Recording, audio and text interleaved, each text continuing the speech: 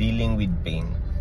Alam mo baga nasasaktan ka, alam mo yung nagiging initial reaction mo, ano ba?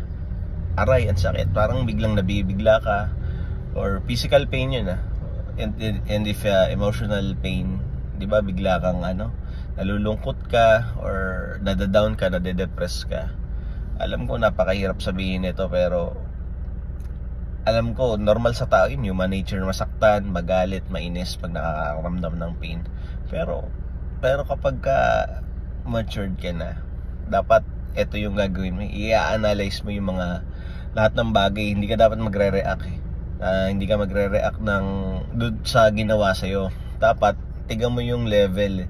I-analyze mo yung sitwasyon, maging kalmado ka, tapos tignan mo kung ano yung dapat mong gawin, yung next step mo.